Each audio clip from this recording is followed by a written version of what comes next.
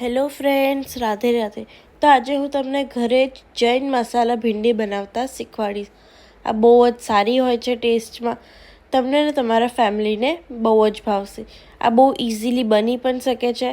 તો ચલો આજે આપણે જૈન મસાલા ભીંડી બનાવીએ.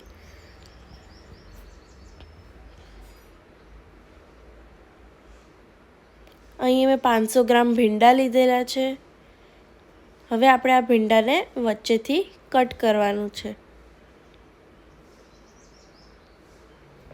તમે જોઈ શકો છો બધા ભીંડા કટ થઈ ગયા છે. હવે આપણે અહીંયા 3 ટામેટાને મોટા પીસીસમાં કટ કરવાનું છે.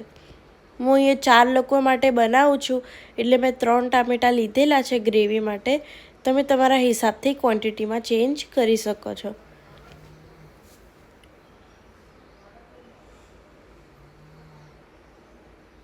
હવે આપણે આને મિક્સરમાં ગ્રાઇન્ડ કરવાનું છે.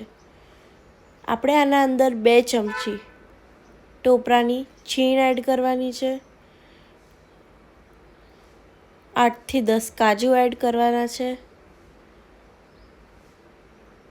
અને મિક્સરમાં ગ્રાઇન્ડ કરવાનું છે.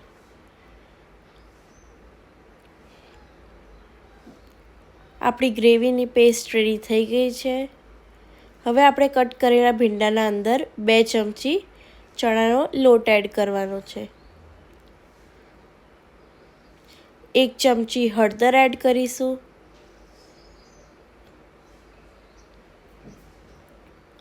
2 ચમચી ધાણા જીરું અને 1 ચમચી મરચું એડ કરીશું.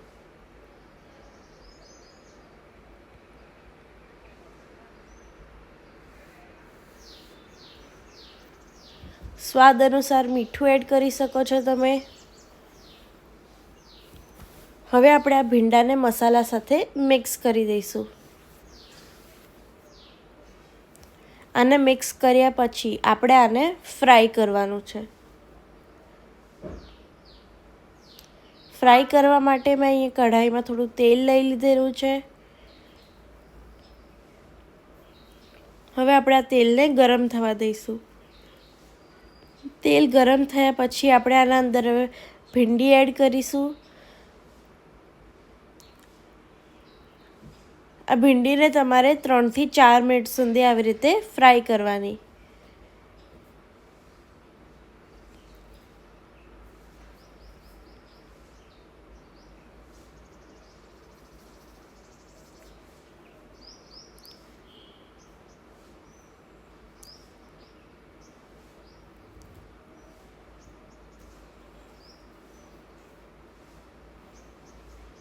ભીંડી ફ્રાય થયા પછી તમારે આને એક પ્લેટમાં કાઢી લેવાની છે.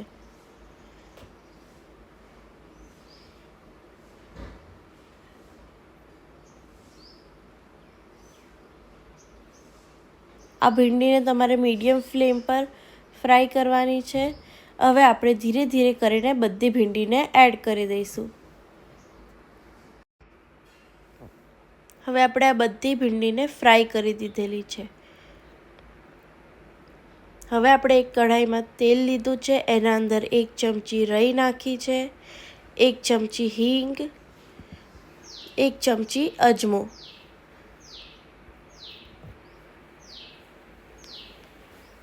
હવે આપણે જે પેસ્ટ બનાવ્યો હતો એ આના અંદર એડ કરી દઈશું.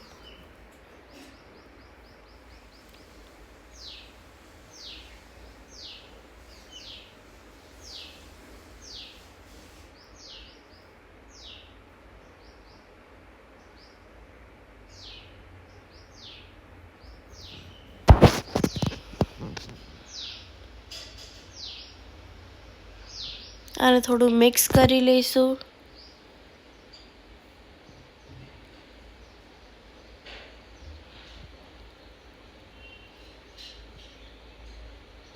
હવે આપણે 1 ચમચી હળદર એડ કરીશું,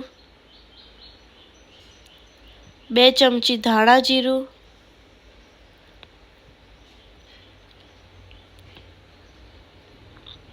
2 ચમચી મરચું,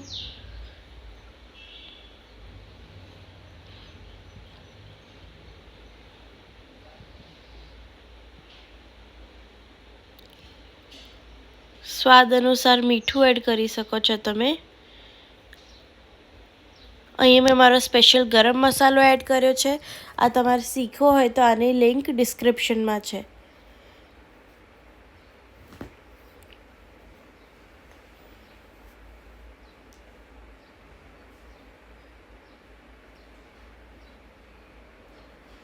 હવે આપણે આને થોડુંક આવી રીતે મિક્સ કરી દઈશું.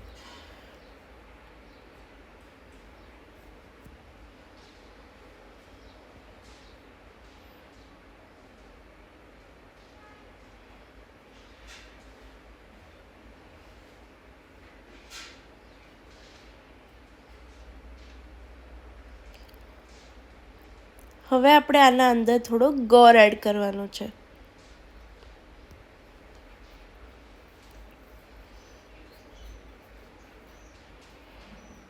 એક ચમચી મેં કાશ્મીરી મરચું એડ કર્યું છે, જેનાથી એકદમ મસ્ત રેડ કલર આવે. એક ચમચી દહીં એડ કરેલું છે.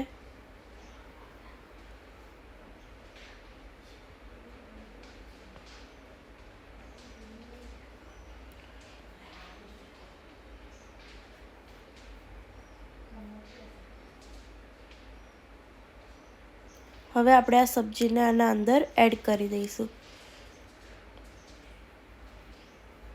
સબ્જી એડ કર્યા પછી આપણે આના અંદર થોડુંક પાણી એડ કરવાનું છે, એક અડધો ગ્લાસ જેવું. પાણી એડ કર્યા પછી આને તમારે 5 મિનિટ સુધી રેડી થવા દેવાનું છે.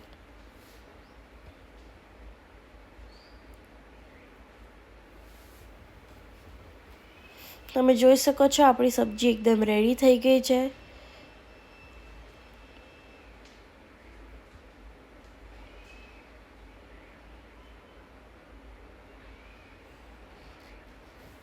તમે જરૂરથી એકવાર આ સબ્જી ટ્રાય કરજો. જો તમને આ રેસીપી ગમી હોય તો આ ચેનલને લાઈક, શેર અને સબસ્ક્રાઈબ કરજો. રાધે રાધે.